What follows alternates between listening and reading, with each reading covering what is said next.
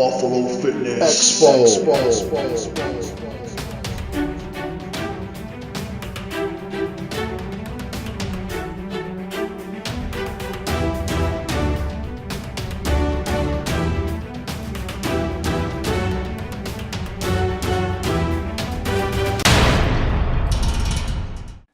Ladies and gentlemen, my fitness fanatics, welcome back to another episode of the Buffalo Fitness Expo Podcast. I'm your host, Romer, the Dominican Rock Mendez, and we have a very exciting and special guest here today, DFAC Pro, Mr. Trevor Sajdak. Trevor, what's going on? How are you? I'm doing great, Romer. How are you today? Good, man. Good to have you on here. Yeah, I didn't know it was going to be formal. I would have worn my sport coat. No. So Trevor, first of all, for everyone that might not know who you are, first question is pretty much simple, pretty basic. Who is Trevor Sajdak? Well, I'll just say regular guy, you know. I mean, I've gotten into the bodybuilding community a lot more in the past probably 5 years. But other than that, just married to a wonderful wife, 2 beautiful kids. Who knows, they might be swinging in here at some point. Hear me talking, they might roll in through here. But yeah, I'm excited to be on your show. Originally from Buffalo, New York. We live down here in Columbus, Ohio now. So still have a lot of ties to the Buffalo area. Okay. How long have you been living out there in Columbus, Ohio for? I moved down here in April of 2007. So about 9 years, just over 9 years now. Wow. And Jen, she's also from Buffalo, correct? Yes, yeah. We met in Buffalo. We got married in Buffalo. She actually went to the same high school as me, but was 6 years behind me in high school, so I didn't know her in high school. That would have been creepy. Yeah, just a little bit. So tell us about maybe go back to the first time you ever picked up a weight or your experience overall with training before we get into the competing part. But talk to us about that when you first started. What got you into not competing but training overall? Well, the first weights I ever picked up, I got a weight set from my parents, one of those plastic and cement-filled weight sets. And it came with a little book that described a bunch of workouts on it. I was probably 13 years old, and I just did it in my driveway, my house. And then really seriously lifting weights didn't start until probably about my senior year in high school when I started getting, I always played sports, but my senior year in high school, I was really trying to get bigger and stronger to go play football in college, and then played football in college for a year. And there we were forced to lift, forced to eat. So, I put on 25 pounds in my first semester of college. I put on 25 pounds. So that was my growth spurt. I never had a growth spurt tall. I hit my growth spurt muscular-wise. Trevor, how tall are you? First of all, how old are you now? How tall are you, and what is your competition weight? 46. I turned 46 this past June. 5'9". I compete. It's been so long since I've had to weigh in because in the pro ranks, typically less, and they're going to split it. But I would say my stage weight is probably about 185. And I'm typically about 210 in the off season. Oh, okay. And Trevor, the question is, will you be competing this September 10th at the DFAC Clash of the Pros, part of the Buffalo Fitness Expo here in Buffalo at the Buffalo Convention Center? Will you be competing and stepping on stage? Drum roll, please. I will not be competing. Oh, you won't be competing. Okay. I definitely needed a year off. I competed last fall, and I just committed myself to taking a full year off in between preps. So, hi, Dal. Oh, there she is. Say hi. Hello. She doesn't like the camera, huh? Okay. Yeah. I would love to do the show maybe next year. Who knows? But this year I just set my goal to not compete. It gets so hard, especially when you're judging shows. You see everyone I judge these shows and I'm in my seat flexing, harder than the people on stage. Just I just get the bug once I see those people on stage. But I had to take a year off. But you will be here in Buffalo that day, correct? At the competition. I will be there, yes. In what capacity? I will be judging the DFAC Natural Fall Fest. Yes. And Clash of the Pros. Excited about it.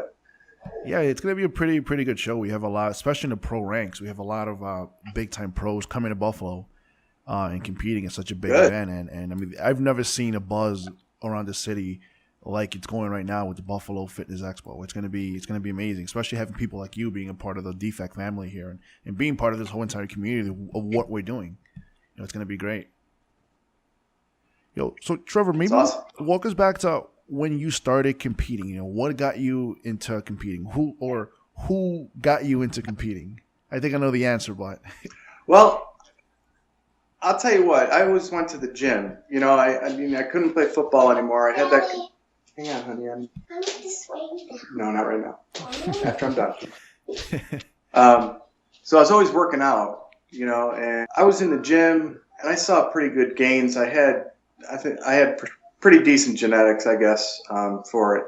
And back in 2001, the beginning of 2001, I think it was, I started getting ready to go into the Mr. Buffalo show, which at the time, that was pretty much all anybody knew back in 2001 was the Mr. Buffalo. And you know as well as I do that, the status of some of the competitors in the Mr. Buffalo. And I saw a guy at the gym, I'm not going to mention any names, but I saw a guy at the gym that I knew won the Mr. Buffalo. And I asked him, I said, do you think me coming in here at lunchtime working out is enough to, enter the Mr. Buffalo? And he's like, well, it depends on what you want to do. If you want to just go to the show and see how it is and compete, then yeah. He goes, but if you want to win, you're going to need more training, more supplements. And at the time I was taking creatine, right? And here's gullible me, I said, oh, really? What supplements? And he goes, steroids. I'm not going to lie to you. I'm like, whoa. just come right out like that, huh? So I was getting ready for that show, and all of a sudden I got the letter in the mail for the trooper exam. I was going to take the exam to be a trooper, state trooper. And it was on the same day. So I had my priorities. Life was priority, so I decided not to do the show. But I was prepping all that time, and then all of a sudden I heard about this other show, and it was a natural show tested. And I'm like, well, that's much better suited for me anyways. I just never heard of it. So I did that show. I won the novice class, the novice overall. And then from that, I mean, at the beginning, all I did bodybuilding was for just some motivation to stay in the gym. My next show after that, I think, was the following year. I didn't do very well at all. Then I didn't compete till 2005. Then after 2005, I didn't compete till 2008. And then 2010 is when the bug really hit me. I did really well in 3 shows, missed out on 3 overalls in 2010. And that's when I really dedicated myself in the off season to, making some improvements. And then 2011 is when I won my pro card and started. I do remember being here at the WMBF, or it was IMBF, Northern State Supernaturals, and seeing you battle it off with our good friend Justin Draper, correct? From Jada Blitz. Yeah, I remember that. It was Justin Draper. Yeah. Who was it? That other guy? Freeman is his last name. Yes, Brett Freeman. Was the lightweight. Yeah, Brett Freeman was in that class. I do Brett remember. Freeman. Yeah. So tell us about that. I know we mentioned Justin Draper again. Huge shout out to Justin Draper from Jada Blitz. Here, Jada. There you go. So tell us about your relationship with him. Back probably. I mean, it was right around the same time I was getting ready for that show. I mean, I was working out with Justin all the time, and he was still in high school, and he went to the same high school as I went to. He was playing football there, and he would come to the gym with me, and we'd get these real long workouts in, and we were just crazy on the weights back then. And I remember his coaches, which were the same coaches as mine, giving him a bunch of crap for the workouts he did, because all they cared about was bench, deadlift, and squat. They had their powerlifting meets. That's all they cared about. We were doing these long, bodybuilder workouts, and coach is telling them, you don't need those bodybuilder workouts, right? And then I think it was probably in the spring of 2001, he had a powerlifting meet at at Cleve Hill because they're real big into powerlifting. And for his weight class, he smashed the record for bench, deadlift, squat, and overall by doing those stupid bodybuilder workouts. Wow. So yeah, we worked out a lot together. Then he went to college. We didn't quite work out as much when he was in college. And then after college, he started asking me for tips as far as cutting weight. He was up to like 230. He was playing linebacker like 235 in college. He was a big boy. For Buff State, correct? Buff State, yeah. The inside linebacker with Buff State, really good. And he's a team captain in senior year. And afterwards, somebody that's been involved with sports their whole life, all of a sudden it just ends. You need some kind of outlet, And I started giving him some tips, and he decided he was going to compete. And he went from like 235. I think his first show, he's like 167 or something on stage. And anybody who knows Justin knows his relentless work ethic and the way he stays in close to stay shape year round, which I think is impossible. I would never be able to do it, but God bless him for doing it. Same here. Yeah. But everyone who knows him, whatever he puts his mind to, and that he's constantly researching, and he's helped me with my contest preps and everything like that. And he has this brand new gym they opened. I think it's going on 2 years now, and he just succeeds in anything he does, and he's really good work ethic. Yeah, I met Justin actually when I was taking my polygraph for my first show, and I was nervous. I didn't know what to expect. Okay. That's when we became friends. Ever since then, going back to March of 2007. So now he owns Jada Blitz gym here in Buffalo, and it's definitely a good person there. Yeah, I remember seeing your and his workout videos on. Yeah, we have a few of those YouTube, back in the day. Yeah. Actually, I was one of the first ones to start at YouTube back then, but I only put like 3 videos up, and I stopped. I wish I would have continued back then. Yeah. So, Trevor, you were also in the Air Force, correct? Yes. So tell us about that and your experience with the armed forces here, and thank you for your service as well. Well, I just retired May of 2015, just shy of 25 years in. Always reserves. I was always in the reserves for the most of that time. I was stationed. Well, not stationed because reserves are not stationed, but I belonged to the Niagara Falls Air Force Base up there in Western New York. I was there I entered the military in 2000, and I was at Niagara Falls Air Base till 2008 before I switched to Youngstown Air Reserve Station. For most of that time, I was a avionics technician, so I worked on the radios and navigation equipment, flight controls, stuff like that. Then I branched out of that and ended up getting into a first sergeant position. I actually retired as a first sergeant. Yeah. So. Wow! Congratulations.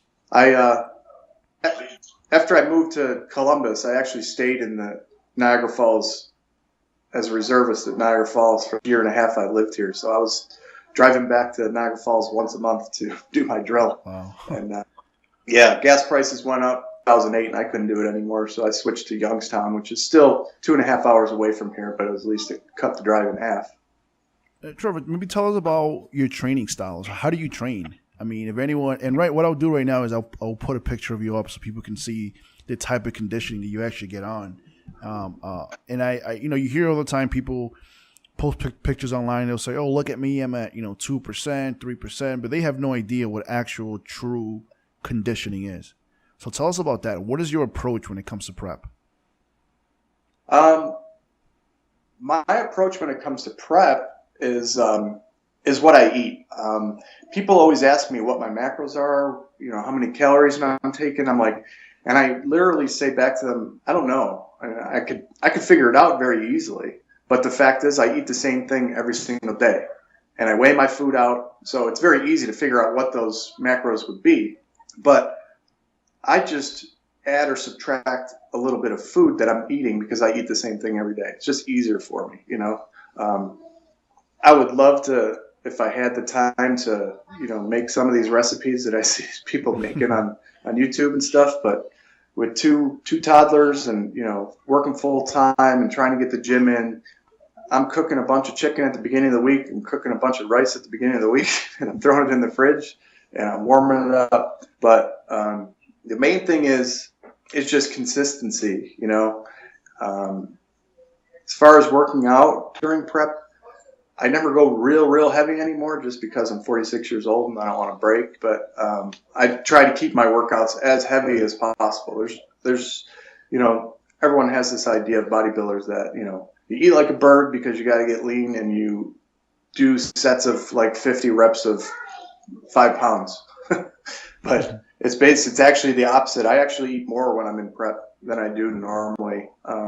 It's just the food choices and timing's a lot different. I'm not sitting down and having 6 beers. I'm not, you know, having a double cheesy, not having a double cheesy from McDonald's. But I would say my calorie intake is probably higher when I go into prep than off. But it's just, you know, the choice of macros are different, you know. But yeah, I stay as heavy as I can, working out for as long as I can. You know, I listen to my body. Something starts aching, I figure out something else to do that's not going to make it hurt, and keep going with it. And where do you train in Columbus, Ohio? I work at the Defense Supply Center, Columbus. It's a federal installation, and we have a gym on base. It would have to rival any of the top gyms I've ever been in, and it's free. So I work out, but I also have, because the weekend hours are very limited there. They're only open until 2 o'clock on Saturday, and they're closed on Sundays. So I also have a membership at LA Fitness, which is, they just built one right around the corner from my house, so it's pretty convenient. Yeah, we know that Columbus, Ohio is definitely known for being a big bodybuilding town, a big fitness town, with them having the Arnold Classic there every year. And you know, that's what we're trying to bring to Buffalo here now with the Buffalo Fitness Expo, hopefully uniting all the different sports together all in one place. So when are you planning on competing again? What's your plan? What are your plans for competing? I don't have a plan set for sure. I want to compete next spring. So that's the plan as it stands right now. And if that's the case, you know, I'm actually going to get in touch with Justin one of these days and ask him about handling my prep for this upcoming season, October-ish. Competing in the spring, I'll probably start my prep in about October, beginning of October-ish. A lot of people say it's hard to prep through the holidays, but I find it easier to prep through the winter than the summer. I agree. So that's another reason. That's another reason why I took this year off, because just yesterday we had our annual pig roast for my softball team, and last year I was prepping through the pig roast, and it just killed me seeing everyone, you know, pick the pieces of, you know, crisp back off the pig and crunching on it right off the fire, and I couldn't eat any of it. I agree. I've in the past I did also prep through both spring, not spring, to summer and then Christmas, and I did find it easier to prep through the winter than to prep through the summer. Right. Yeah. It's just a lot easier. There's just so much stuff going on in the summer that you want to partake in, and when you're prepping, you have to, you know, keep yourself away from it. Now, Trevor, at 46 years old, do you think it's harder now for you to diet for a show compared to when you were younger? Hi, Jack. Got the other one, just got up. Uh-oh. Want to say hi? Say hi. Hey. What's his name? Jax. There he is. You know, it's just things are different. You know,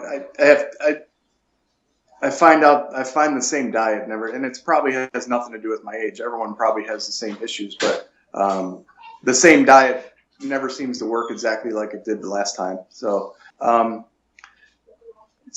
don't think it's any harder prepping at this age. It may even be a little easier just because I don't know. It's my mindset.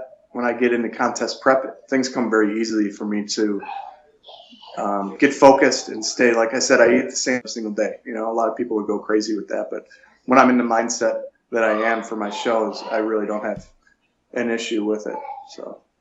So Trevor, you are known for being a good judge in this whole natural bodybuilding world. So how many shows have you actually judged? Oh, I'm between INBF. I've judged Marion's show there, the Supernatural. I've judged that a couple of times. there's a small organization out here, NOVA, the Natural Ohio Bodybuilding Association. My buddy Nick Showman is the promoter for that, the owner and promoter of NOVA. I've judged that show spring and fall, so it's probably been 10 of those shows, the past 5 years. I judged Delbert Hickman's show out in Dayton. I just judged that last weekend, actually. That's the Tri-State, the INBF or WNBF Tri-State Championship. So it's probably been, probably up to close to 15 shows, and I really enjoy it. I love when the competitors come to me after the show and, ask for the critique and what they could do better. And I hope they take what I say to heart, because I really try and help the competitors. I love the bodybuilding community. I love the atmosphere. I like to try to help people when I can. And it's tough when you get some of the competitors that didn't win, that they can't wait to get on Facebook and bash the judges because they must need glasses, and I don't know what they were looking at because their whole family tells them that they should have won. So, but everyone has something to improve on. So whether you're a first-time competitor or a pro, I hope I can give somebody some kind of insight as what they can improve on, because nobody's perfect. You can always improve on something. Yeah, Trevor, you're definitely right on that one. And I'll tell you from experience, I had a situation that happened last August. We were judging at a show, and it was a bodybuilding class. And I know one of the competitors, he had the potential. He got second place. Actually, he won his class, and for the overall, he just needed to be leaner. And he was there, but there was, from my experience from this whole competition world, I know that there was no way he could have got first place. If he was a lot leaner, he could have. And so after the show, we stayed. Competitors were asking for feedback, and he was the only one who didn't ask for feedback. And apparently, they went on social media instead of bashing the judges and instead of asking for feedback. So I know you have experienced that before. So why is it so difficult for some people to actually ask for feedback or just take proper feedback? What do you think of that? Well, I think it has a lot to do with who they're surrounded by. I'd rather surround myself with people that are going to give me honest feedback, sometimes brutally honest feedback, than people are just telling me how great I look all the time. And of course, to your family members, you look great, and especially, the hardest thing is judging those people that have lost 180 pounds or, made a huge weight loss. I hear a lot of really good stories about people that previously, insulin dependent diabetics, but now, since they've been on this weight loss, they no longer need this. They're no longer diabetics. And it's awesome to hear those stories, but in the end, we're still judging a bodybuilding show against other people. And I think it just has a lot to do with the people that they're around, telling them that they look the best, they won, I don't know what the judges are looking at, but after years and years of experience, you realize you're not always going to win, and there's always something you can improve on, and competitors really need to take judges' comments and suggestions to heart and trying to improve on those things instead of dwelling on the fact that they didn't win. I have people who have won overalls, overwhelming overalls, but still will come for comments. And those are the competitors you want, because they know that they can still improve. It's the ones that, didn't win, think they thought they should have won, and you never see them, you never hear from them, and then all you hear is bitching. So. Yeah, and actually funny that you mentioned that, because the person who won the overall at that show came for me for feedback right after the show. He won and this kid looked phenomenal. He was completely shredded, had glutes, had good size, good posing. The kid looked really good. And he came back and was asking for feedback. And the other person who, again, I don't even know if he got a first place vote. And the guy did look good. He had a lot of potential. He just needed to be leaner. If he was leaner at that show, he would have won the whole entire show, hands down. But when you come into a show and you're not lean and you're just depending on your size to trump everything else, it's not going to happen, especially with the type of conditioning that these natural bodybuilders are coming in nowadays. Yeah, and it all depends on who shows up, Like in 2010, I was in some of the best condition of my life, and first show I roll into, I hear there's this heavyweight that just won an overall at an NPC show in Kentucky, and he's coming to do the show, and I'm like, oh, great, and I step on stage in the overall against Jim Collins. He's WNBF pro, and just a mountain. I never saw a natural competitor that big before and that ripped. So, it depends on who shows up, because next show I go to in Dayton that same year, I go up against R.D. Caldwell, which is now IFBB pro, he's going to be competing at the Olympia in the men's classic physique division. Wow. And Trevor, going back to your competing you never know years, who's going to show up. I know when you won your pro card back in 2011, well, same thing we always say about who shows up to that show. But you won your pro card here, and then you did your first pro show, and there were some big names from what I recall in that first pro show that you did, and you came in there as a brand new pro, and you won the whole entire show. Correct? Tell us about that and who was in that lineup. Yeah, that was phenomenal. I tell you what, that was back when Rich Laurel still promoted the Buckeye, Natural Buckeye Classic, and the pro division was the Tournament of Champions that time. And I had planned to do that show regardless, but I wasn't necessarily thinking I would be doing it as a pro. I just thought I would be doing the show because I never have high expectations of myself. I'd go into shows just wanting to do my best, and whatever happens, happens. So I walked into that show, and there was Robert Peacock, Rodney Hilaire, Sean Tidings. Who else was in it? Elijah Lewis. There was 11 the cream of the crop pros there. in that. Yeah, and they didn't split the class. It was all 11 pros. They worked us hard, and what's funny is I was seeing these guys backstage, like Rodney Hilaire. I've followed him for years. Robert Peacock, I followed him. Sean Tidings, I know just from the Western New York circuit. Always knew he comes in, shredded to the bone, But seeing these guys pump up backstage, I'm like, wow, this is great. Being around pros, it's, and never being there before, I was like, wow, this is crazy. I'm like looking at these guys. I'm going, Justin Draper was in the same show. He was doing the amateur part, but he was back there helping me. I said, Justin, you see these guys back here? I'm like, holy cow. He goes, you don't realize it, but you should see these guys looking at you, probably thinking the same thing. I'm like, well, I don't know. I was hoping to make top 5, and they started doing those call outs for the placings. And, you hear the stories. Everyone says, oh, and they called out 5th place, and it wasn't my name. And they called out 4th place, and it wasn't my name. And they get down to 2nd, and they call 2nd place Rodney Hilaire. And I'm like, oh, my gosh, I can't believe it. I couldn't believe it. It's awesome.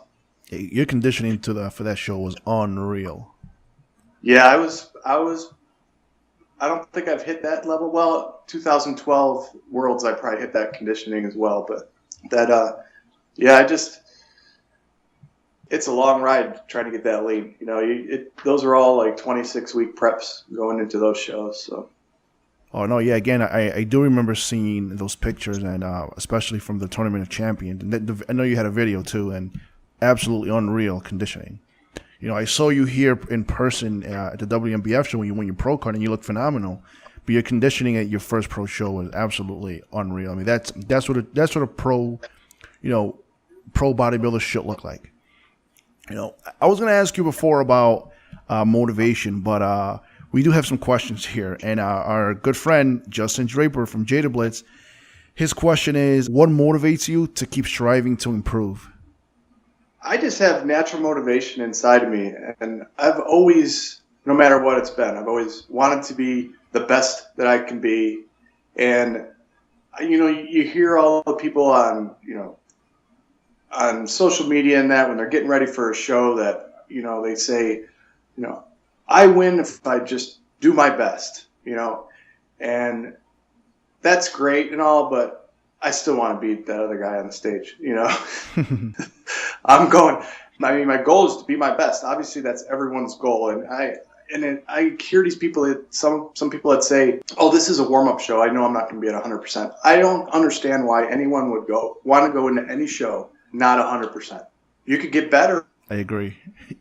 I'm sure, but you need to be your best that you can be at that point. You know what I mean? And that's the same thing that happened when I won my pro card. I won my pro card, and the Tournament of Champions was 4 weeks later, that pro show. You could see night and day differences between those two shows. And the pro show the show where I won my pro card, I was at my best, but you could still get better. And my motivation is, I just want to see how well I can do for how long I can do it. Now that my kids are getting a little older, I have 2 older kids in Buffalo as well. I have my son, Tyler's 22, and my daughter, Kelsey, is 19. And my daughter's come to one of my shows before. But I just want to, I don't know. I couldn't wait till I hit the age 40. I hit 40, and everyone's like, "Why are you glad to be 40?" I said, "Well, when you're 30, in your 30s, you're 30-something. Now I'm 40. I can say I'm 40 and in better shape than probably most of the people half my age." But yeah, I want to do it for it's just it's a drive inside. No matter what it is I compete in, whether it's football in high school and college, or it's baseball or track. I play softball now. I put my all into it, but not to the point where it consumes me. I still have a life. I have a wonderful family I need to take care of, and they're the top priority. So I do everything, as hard as I can, but not to a point where it's going to be, hurt anything else in my life. I agree. I think moderation is key. Yeah. I always tell competitors, when you train for a show, always, prep to win. But at the same time, you cannot let it affect your personal life. And yes, prep is going to be difficult. It is going to be hard, especially those last few weeks. As a promoter, I have competitors emailing me all the time telling me, I don't think I'm going to do the show. I don't think I'm going to be ready. And actually, for our first show that we had, the DFAC Buffalo Natural Fall Fest last October, when we had it, we had 28 competitors that registered and didn't compete. And most of them, the reason they did not compete was because they said, I don't think I'm going to be ready. I'm definitely not going to be ready. And these people, I would see them on Facebook and Instagram and thinking, what do you mean you're not going to be ready? Of course you're ready. But a lot of people do psych themselves out from competing and not thinking that they're going to be ready. That happens a lot. Trevor, our next question comes from our good friend, from all the way from Minnesota, Leave Anderson. Now, Leave wants to know if you can step on stage with any bodybuilder, past or present, who would it be and why? Well, I'll tell you what. I've already stepped on stage with all the people, not necessarily right on stage, but when I was at the 2012 WNBF World Championships, it was unbelievable backstage. I've followed people through most of their careers, and to be backstage and see Brian Whitaker, see Kurt Wiedner, Siobhan Cunningham. I was actually on stage with Siobhan, unfortunately. But to see all those guys. Tyler English. Those are all the guys I've always wanted to compete with, and it's already come true. You know what I mean? I would. Miles Stovall was there. He's a great competitor. He just competed in a couple shows at age 52, I think. Him and one I would like to compete against Paul Aitzmasi, Senior. I've always looked up to him. Yeah, I've always looked up to him, and maybe get another crack at Paul Aitzmasi Jr. because he beat me back in 2005. Oh, there you go. Yeah. So, well, since you're competing next year, maybe we can issue a challenge to Paul Jr., who I'm actually good friends with Paul, to step on stage next year at 2017 DFAC Clash of the Pros. That'll be September 9th next year. Okay. So there you go, Paul. Challenge to you. Do you accept? Most of the top people that I've, always followed, and have the utmost respect for, I've already, been backstage with them or competed with them. And I've always followed, through the bodybuilding.com forums and things like that. But, yeah, I've pretty much, I got to compete against Justin. I was on the same stage as Justin, and we pretty much came up together through the bodybuilding ranks. I started a little bit before him. He ended up getting his pro card before me, the NGA. But, yeah, it was great to compete with those guys. So, Trevor, anything you want to tell maybe some of the pros that are going to be stepping on stage at the DFAC Clash of the Pros in 6 weeks now? Yeah, so the pros, I only know of a couple that are going to be there so far, that are for sure going to be there. But I would tell them to just bring it, have fun, give the crowd what they came there to see. That's what it's all about, is go out there, all that hard work you put in. It's just time to have fun on stage. We know we're not making a living from this, that's for sure. So we got to do it for something. If you're not out there having fun, then what are you doing? So it's going to can't wait to see those guys and girls. It is going to be exciting, especially since right now we're expecting anywhere from 5,000 to 10,000 spectators. So to see a bodybuilding crowd that big overall, and not just for the bodybuilding, awesome, but all the different events going on, it's going to be great, I think. So, all right, Trevor, any last words you want to say to your fans out there? I don't know about fans. I don't know really if I have any fans, but you have some. I get questions all the time about what, the main thing as far as bodybuilding goes, and I have to say it's consistency. Right now I don't take any supplements, so I don't believe that there's any supplements going to put you over the top. Consistency is the key as far as workouts. I mean, even if you can't get into the gym 5 days a week like you normally do, if you get those few days just to stay on track, and that's all you can do, then do it. So. Well, there you go, Trevor. Looking forward to seeing you in 6 weeks here at our judging panel. Oh, there she is again.